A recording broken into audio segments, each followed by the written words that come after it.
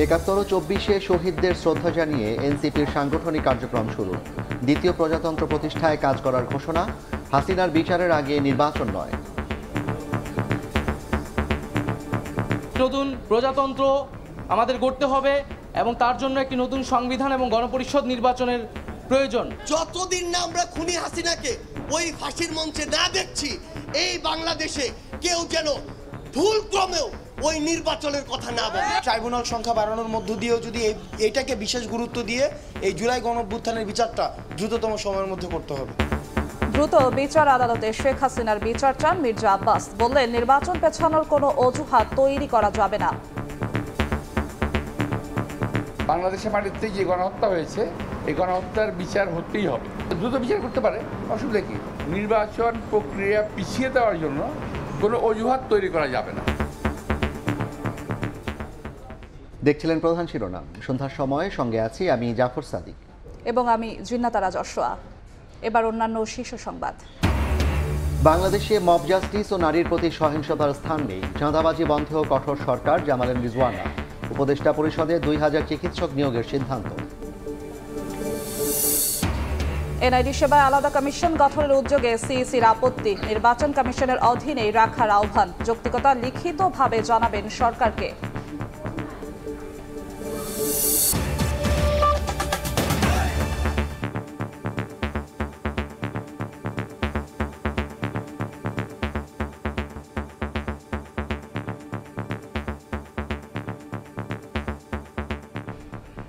জাতীয় স্মৃতিসৌধে ৭১ এবং রায়েরবাজার কবরস্থানে ২৪-এ শহীদদের শ্রদ্ধা জানিয়ে আনুষ্ঠানিক কার্যক্রম শুরু করল জাতীয় নাগরিক পার্টি এনসিপি।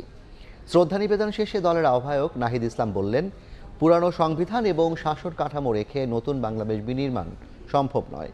দ্বিতীয় প্রজাতন্ত্র গড়তে গণপরিষদ নির্বাচন ও নতুন সংবিধান প্রয়োজন।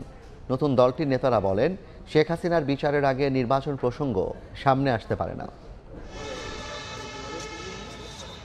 ভোরের আলো ফোটার সঙ্গে সঙ্গে সাভারে জাতীয় স্মৃতিসৌধে জড়ো হতে থাকেন জুলাই গণ অভ্যুত্থানের রাজপথে থাকা ছাত্র জনতা।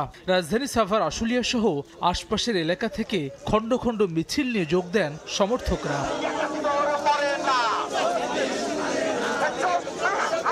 ৭১ মরে না, ২৪ হারে না স্লোগানে মুখর হয় স্মৃতিসৌধ। সকাল ৮টায় নেতাকর্মীদের সঙ্গে নিয়ে শ্রদ্ধা নিবেদন করেন তথ্য উপদেষ্টার দায়িত্ব ছেড়ে নবগঠিত জাতীয় নাগরিক পার্টির আহ্বায়কের দায়িত্ব নেওয়া নাহিদ ইসলাম, সদস্য সচিব আখতার হোসেন, মুখ্য সংগঠক সার্জিস আলম, হাসনাত আবদুল্লাহ সহ কমিটির সদস্যরা। নেতারা বলেন, ৫৪ বছরেও অধরা থাকা স্বাধীনতার মূল মন্ত্র বাস্তবায়নে অঙ্গীকারাবদ্ধ এনসিপি। স্বাধীনতার যে মূল মন্ত্র ছিল সাম্য, মানবিক মর্যাদা এবং সামাজিক সুবিচারের বাংলাদেশ, ৫৪ বছর ধরে তা অধরা থেকে গেছে। আমরা পুরো বাংলাদেশকে বলতে চাই, পুরো বিশ্ববাসীকে বলতে চাই, বাংলাদেশের জনগণ, মাটি এবং মানুষের যারা রয়েছেন পুরো আকাশের মধ্যে ইনকিলাব জিন্দাবাদ লিখে দেবে ইনশাআল্লাহ। দলের আহ্বায়ক নাহিদ ইসলাম বলেন, পুরনো সংবিধান এবং শাসন কাঠামো রেখে নতুন বাংলাদেশ বিনির্মাণ সম্ভব নয়। নতুন প্রজাতন্ত্র গড়তে গণপরিষদ নির্বাচন এবং নতুন সংবিধান প্রয়োজন। একটি নতুন প্রজাতন্ত্র আমাদের গড়তে হবে এবং তার জন্য একটি নতুন সংবিধান এবং গণপরিষদ নির্বাচনের প্রয়োজন। পরে নবগঠিত দলের নেতাদের শুভেচ্ছা জানান সাভারের ছাত্র জনতা। ২৪শে গণ অভ্যুত্থানের নেতৃত্ব দেওয়া শিক্ষার্থীদের নতুন রাজনৈতিক দলের কর্মসূচি শুরু হলো ৭১-এর বীর শহীদদের প্রতি শ্রদ্ধা জানিয়ে, যেখানে উপস্থিত ২৪-এর গণ অভ্যুত্থানের রাজপথে থাকা ছাত্র জনতাও। পরে স্মৃতিসৌধ থেকে রায়েরবাজার কবরস্থানে গিয়ে জুলাই গণ অভ্যুত্থানের শহীদদের কবর জিয়ারত করেন এনসিপি নেতারা। বলেন, শেখ হাসিনার এমন দৃষ্টান্তমূলক শাস্তি হওয়া উচিত যাতে কেউ আর ফ্যাসিস্ট হয়ে না উঠতে পারে। বিচারের আগে নির্বাচন প্রসঙ্গ সামনে আসতে পারে না বলেও জানান নেতারা। নির্বাচনের আগেই খুনি হাসিনাকে বাংলাদেশে নিয়ে এসে ফাঁসির মঞ্চে নিতে হবে। যতদিন না আমরা খুনি হাসিনাকে ওই ফাঁসির মঞ্চে না দেখছি, এই বাংলাদেশে কেউ যেন ভুলক্রমেও ওই নির্বাচনের কথা না বলে। ল স্পেশালিস্ট রয়েছেন, তাদের বিশেষভাবে কোনো এই ট্রাইব্যুনাল সংখ্যা বাড়ানোর মধ্য দিয়েও যদি এইটাকে বিশেষ গুরুত্ব দিয়ে এই জুলাই গণঅভ্যুত্থানের বিচারটা দ্রুততম সময়ের মধ্যে করতে হবে। কোনো স্বৈরাচারী, কোনো জালেম যাতে গণহত্যা করার আগে একবার ভেবে নেয়, এরকম কঠোরতম বিচার হওয়া উচিত। এই বিচার নিদর্শন হিসেবে থাকা উচিত পুরো পৃথিবীর ইতিহাসে। এনসিপি নেতারা জানান, দেশব্যাপী সংগঠন বিস্তৃত করতে নানা কর্মসূচি নিয়ে মাঠে থাকবে নবগঠিত রাজনৈতিক দলটি। হাসান ওয়ালি, সময় সংবাদ, ঢাকা। নির্বাচন প্রক্রিয়া পেছানোর কোনো অজুহাত জনগণ মেনে নেবে না বলে মন্তব্য করেছেন বিএনপির স্থায়ী কমিটির সদস্য মির্জা আব্বাস। রাজধানীর ইউনাইটেড হাসপাতালে চিকিৎসাধীন মির্জা ফখরুল ইসলাম আলমগীরকে দেখতে গিয়ে তিনি বলেন, দেশি বিদেশি চক্র ষড়যন্ত্র চালিয়ে যাচ্ছে। দ্রুত বিচার ট্রাইব্যুনালে শেখ হাসিনার বিচার দাবি করেন মির্জা আব্বাস। জাতীয় সংসদ নির্বাচন কবে, আগে স্থানীয় সরকার নাকি সংসদ ভোট? অন্তর্বর্তীকালীন সরকারের পক্ষ থেকে আসছে ডিসেম্বরে জাতীয় নির্বাচনের ইঙ্গিত দেওয়া হলেও রাজনীতির মাঠে আলোচনা নির্বাচনকে ঘিরেই। মঙ্গলবার নতুন রাজনৈতিক দলের নেতাদের মন্তব্যের প্রতিক্রিয়ায় বিএনপির স্থায়ী কমিটির সদস্য মির্জা আব্বাস বলেন, শেখ হাসিনার গণহত্যার বিচার বাংলাদেশের মাটিতে হতেই হবে, তবে নির্বাচন নিয়ে কোনো অজুহাত গ্রহণযোগ্য নয়। রাজধানীর ইউনাইটেড হাসপাতালে চিকিৎসাধীন দলের মহাসচিব মির্জা ফখরুল ইসলাম আলমগীরকে দেখতে এসে তিনি সাংবাদিকদের একথা বলেন। বাংলাদেশের মাটিতে যে গণহত্যা হয়েছে, এই গণহত্যার বিচার হতেই হবে। তো বিচারটা হোক না, না করে সত্যি তো না করে নাই। নির্বাচনের আগে কিংবা পরে কোনো আদালত বন্ধ থাকে না, কিংবা আদালত দ্রুত চলে না, আদালত তার আইনের নিয়মেই চলে। দ্রুত বিচার করতে পারে, অসুবিধা কি? নির্বাচন প্রক্রিয়া পিছিয়ে দেওয়ার জন্য কোনো অজুহাত তৈরি করা যাবে না। আমার মনে হচ্ছে কিছু কিছু লোক নির্বাচন প্রক্রিয়া পিছিয়ে দেওয়ার জন্য, নির্বাচন না করার জন্য একটা অজুহাত তৈরি করার পায়তারা করতেছে, সৃষ্টি করতেছে। কারো মতামত অন্যের ঘাড়ে চাপানো উচিত নয় উল্লেখ করে মির্জা আব্বাস বলেন, কিছু মানুষ ফ্যাসিস্টের মতো আচরণ করছে। আমার চিন্তা চেতনা মতামত আমি আরেকজনের ঘাড়ের উপরে জোর করে চাপাই দেব, এটা হতে পারে না। আমি বাচ্চাদের কথা বলছি না, কিছু কিছু লোক আমাদের মতো অনেকেই আছে যারা কথাবার্তা যেটা বলছে, এটার মধ্যে একটা ফ্যাসিস্ট এবং স্বৈরাচারী মনোভাব স্পষ্ট হচ্ছে ধীরে ধীরে। এটা কিন্তু ঠিক হচ্ছে না, জাতির জন্য খুব ক্ষতি হবে। দেশকে অস্থিতিশীল করতে এখনো দেশি বিদেশি চক্র ষড়যন্ত্র চালাচ্ছে বলেও দাবি করেন মির্জা আব্বাস। শাতিলা শারমিন, সময় সংবাদ, ঢাকা। বাংলাদেশে মব জাস্টিস ও নারীর প্রতি সহিংসতার কোনো স্থান নেই বলে জানালেন বন, পরিবেশ ও জলবায়ু পরিবর্তন বিষয়ক উপদেষ্টা সৈয়দা রিজওয়ানা হাসান। ফরেন সার্ভিস একাডেমিতে প্রধান উপদেষ্টার প্রেস উইংয়ের সংবাদ সম্মেলনে একথা বলেন তিনি। এদিন উপদেষ্টা পরিষদের বৈঠকে নতুন করে 2000 চিকিৎসক নিয়োগের সিদ্ধান্ত হয়েছে বলেও জানানো হয়। পরিবেশ উপদেষ্টা আরও জানান, আগামী ডিসেম্বর কিংবা 2026-এর জুনের মধ্যে নির্বাচন হতে পারে।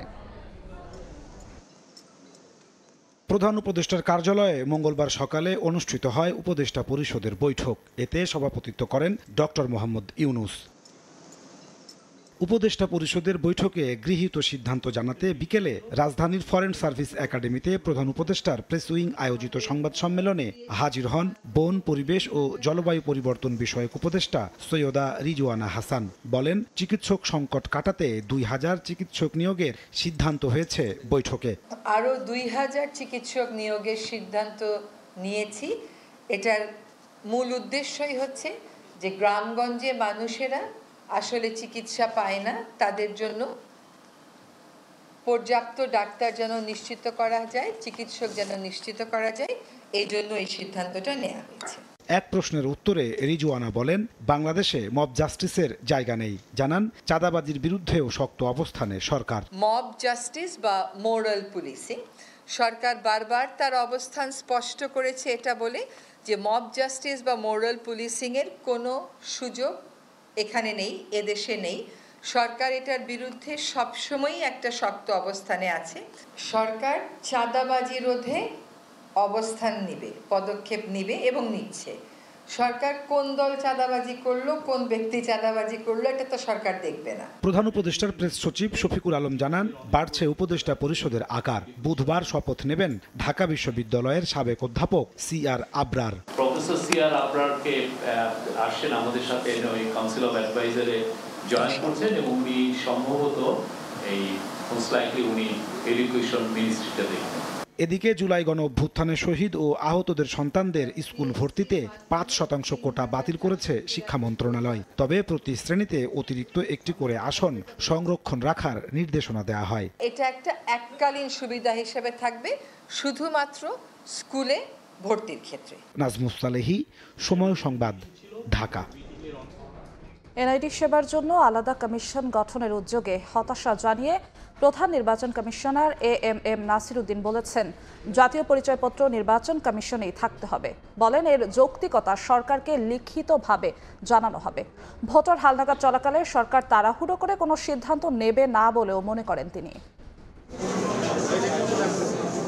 জন্ম নিবন্ধন, জাতীয় পরিচয়পত্র ও পাসপোর্ট সেবা প্রাপ্তি সহজ করতে সিভিল রেজিস্ট্রেশন নামে একটি আলাদা কমিশনের উদ্যোগ নিচ্ছে সরকার। এ লক্ষ্যে স্থানীয় সরকার, সুরক্ষা সেবা বিভাগ, স্বাস্থ্য সেবা বিভাগ সহ অংশীজনদের মতামত নিচ্ছে মন্ত্রিপরিষদ বিভাগ। এনআইডি সেবা স্বরাষ্ট্র মন্ত্রণালয়ের অধীনে নিতে বিগত সরকারও আইন করেছিল, যদিও অন্তর্বর্তী সরকার ওই আইনটি বাতিল করে ইসির কাছেই ফিরিয়ে দেয় এই সেবা। এখন আলাদা কমিশন হলে এনআইডি সেবা আবার সেই কমিশনের অধীনে চলে যাবে। চূড়ান্ত সিদ্ধান্ত না হলেও এনআইডি নিয়ে আলাদা কমিশনের ব্যাপারে ক্ষোভ জানিয়েছেন কমিশনের অফিসার্স অ্যাসোসিয়েশন। মঙ্গলবার দুপুরে নির্বাচন ভবনে কর্মকর্তারা সিইসির সঙ্গে দেখা করে তারা ক্ষোভ জানান। সংস্কার কমিশনের সকল সুপারিশ উপেক্ষা করে শুধু একটি সুপারিশ বাস্তবায়নের দিকে তারা আগাচ্ছে, সেটা হচ্ছে জাতীয় পরিচয়পত্র জন্য আলাদা একটা কমিশন করবে। সংস্কার কমিশনে তো আরও অনেক বিষয় আছে, সেগুলো ছাড়া এই শুধু একটি বিষয়ে যাচ্ছে মানেই হচ্ছে আমরা মনে করছি এটা একটা উদ্দেশ্য প্রণোদিতভাবে কোনো একটা বেনিফিশিয়ারি গ্রুপ হয়তো এটা পার্সু করছেন। পরে প্রধান নির্বাচন কমিশনার জানান, সিইসি মনে করে না তাদের সঙ্গে আলোচনা না করে এনআইডি নিয়ে কোনো সিদ্ধান্ত নেবে সরকার। সরকার তাড়াহুড়ো করে আমার এখানে যেখানে ভোটার রেজিস্ট্রেশন একটা প্রক্রিয়া চলছে, মাঠে আমার হাজার হাজার লোক কাজ করছে, আমার সামনে একটা ইলেকশন আছে, ন্যাশনাল ইলেকশন, যারা প্রস্তুতি নিচ্ছে, এই মুহূর্তে তড়িঘড়ি করে কোনো সিদ্ধান্ত হবে বলে আমি অন্তত মনে করছি না। ভোটার রেজিস্ট্রেশন বাই প্রোডাক্ট তো এটা থাকা তো উচিত, এবং আমরা এই বক্তব্য তো দিয়ে যাচ্ছি। জিনিসটা পাবো, আমরা দেখবো তো কি এনআইডি সেবা ইসিতে রাখার যৌক্তিকতা সরকারকে লিখিতভাবে জানানো হবে বলেও জানান সিএসি। মতামতের গুরুত্ব দেওয়া হবে। কাউসার চৌধুরী কুমু, সময় সংবাদ, ঢাকা। পুলিশ লাইন্সের ভেতরেও গোপন কারাগার পেয়েছে গুম কমিশন। সব বাহিনীর বন্দিশালা থাকলেও প্রকৃত সংখ্যা এখনও জানা যায়নি। কমিশন বলছে ৩৩০ জনের অনুসন্ধান চললেও তাদের বেঁচে থাকার সম্ভাবনা কম। বন্দিশালার নির্মমতায় সরকার প্রধান ও উচ্চ পর্যায়ের লোকজন জড়িতদের বিচার হলে ভাবমূর্তি উজ্জ্বল হবে বাহিনীগুলোর।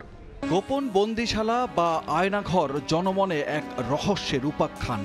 একে একে এই রহস্যের জট খুলছে অন্তর্বর্তী সরকার গঠিত গুম কমিশন। এরই মধ্যে গত মাসে সরকারের ঊর্ধ্বতনরা ৩টি বন্দিশালা সরেজমিন পরিদর্শন করেছেন। মঙ্গলবার সংবাদ সম্মেলনে কমিশন জানালো, সব বাহিনীর মধ্যে গোপন বন্দিশালার সন্ধান মিলেছে, তবে এখনও প্রকৃত সংখ্যা নিরূপণ করা যায়নি। আমরা এমন একটা জায়গা পেয়েছি যে পুলিশ লাইনের ভিতরে কারাগারের মতো গোপন বন্দিশালা তৈরি করে রাখা হচ্ছে। বগুড়ায় পেয়েছি, এগুলো গত ১৫ বছরের মধ্যেই বানানো হয়েছে। এখন যারা এই বিচার কার্যে বাধা প্রদান করছেন, অর্থাৎ ধরেন জেনারেলদেরকে পালিয়ে থাকতে সহায়তা করছেন বা কোনো ধরনের সেফ প্যাসেজ দিচ্ছেন, তারা কিন্তু ওপরের আদেশে করছেন এই এক্সকিউজটা ব্যবহার করতে পারবেন না। ২০০৯ থেকে ৫ আগস্ট ২০২৪ পর্যন্ত গুমের ১৭৫০ অভিযোগ জমা পড়েছে কমিশনে।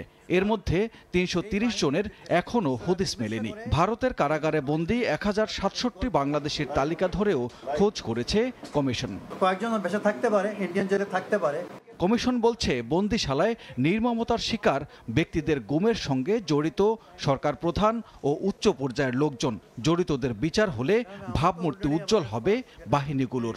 আগের সরকারের প্রধান কে ছিল? প্রাইম মিনিস্টার ছিল, কিন্তু বলার অপেক্ষা রাখে না। That is very much implied.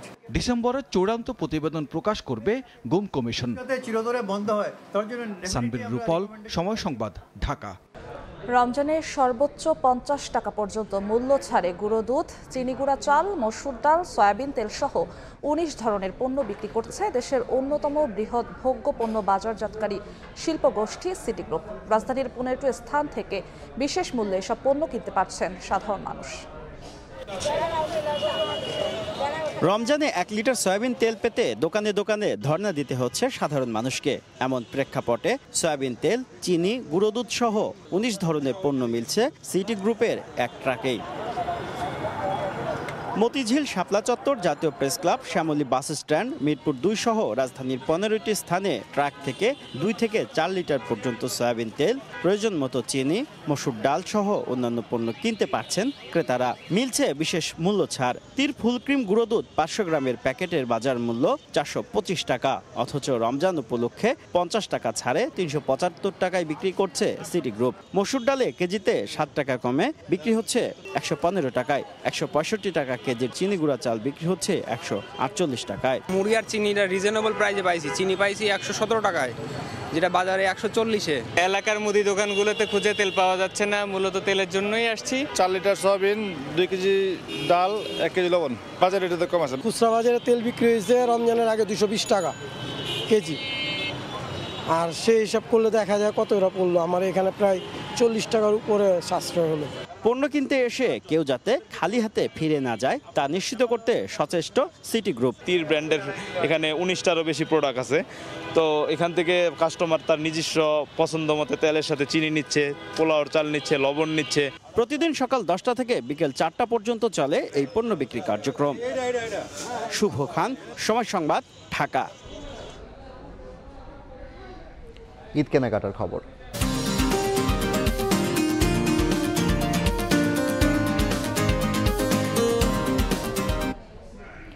Eid সামনে রেখে জমে উঠেছে কুষ্টিয়ার পোড়াদহের পাইকারি কাপড়ের হাট। প্রতিদিন 2 থেকে 2.5 কোটি টাকার বেচাকেনা চলছে বলে জানিয়েছে ব্যবসায়ী সমিতি। বেচাকেনা ভালো হওয়ায় এবার ভালো লাভের আশা ব্যবসায়ীদের। নানা বয়সের মানুষের হরেক রকম পোশাকের পসরা সাজিয়ে রেখেছেন দোকানদাররা। প্রথম রমজান থেকেই কুষ্টিয়ার পোড়াদহে কাপড়ের হাটে দেশের বিভিন্ন অঞ্চল থেকে পাইকাররা আসছেন।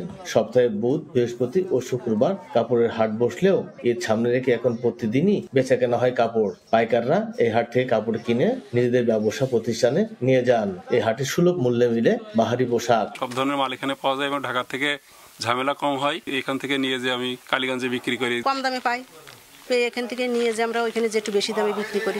এখনো ঈদের বেচাকেনা শুরু হয়নি, আমরা আশা করছি 15 রোজার পর থেকে বেচাকেনাটা হবে। রমজান এই হাটে প্রতিদিন 2 থেকে 2.5 কোটি টাকার বেশি বেচাকেনা হয় বলে জানান ব্যবসায়ী সমিতি। ডাকাতি হচ্ছে, আমরা তো অনেক ভয়ে আছি। আমরা প্রশাসনের সাহায্য চাই, প্রশাসনের নিরাপত্তা চাই। পোড়াদা কাপড় ব্যবসায়ী সমিতির তথ্য মতে এই হাটে 740টি স্থায়ী ও 1250টি অস্থায়ী কাপড়ের দোকান রয়েছে। এসএম রাশেদ, সময় সংবাদ, কুষ্টিয়া। বিরল খনিজ সম্পদ নিয়ে যুক্তরাষ্ট্রের সঙ্গে চুক্তি করতে হলে ইউক্রেনের প্রেসিডেন্ট ভলোদিমির জেলেনস্কিকে প্রকাশ্যে ক্ষমা চাইতে হবে। নাম প্রকাশে অনিচ্ছুক এক মার্কিন কর্মকর্তার বরাতে তথ্য জানিয়েছে ফক্স নিউজ। সংবাদ মাধ্যমটির প্রতিবেদক পিটার ডুসি দাবি করেন, মার্কিন এক জ্যেষ্ঠ কর্মকর্তা তাকে জানিয়েছেন খনিজ চুক্তি ইস্যুতে কিছুই হবে না যতক্ষণ না জেলেনস্কি তার আচরণের জন্য ক্ষমা চান। এদিকে ইউক্রেন যুদ্ধ বন্ধ ও রাশিয়ার সঙ্গে সম্পর্ক পুনরুদ্ধারে মস্কোর উপর নিষেধাজ্ঞা শিথিলে হোয়াইট হাউস পরিকল্পনা করছে বলে জানিয়েছে বার্তা সংস্থা রয়টার্স। এ পর্যায়ে শীর্ষ সংবাদ জানিয়ে দিচ্ছি আরেকবার। ৭১ ও ২৪ শহীদদের শ্রদ্ধা জানিয়ে এনসিপির সাংগঠনিক কার্যক্রম শুরু। দ্বিতীয় প্রজাতন্ত্র প্রতিষ্ঠায় কাজ করার ঘোষণা। হাসিনার বিচারের আগে নির্বাচন নয়। এবং বাংলাদেশে মব জাস্টিস ও নারীর প্রতি সহিংসতার স্থান নেই, চাঁদাবাজি বন্ধেও কঠোর সরকার, জানালেন রিজওয়ানা। উপদেষ্টা পরিষদে ২,০০০ চিকিৎসক নিয়োগের সিদ্ধান্ত।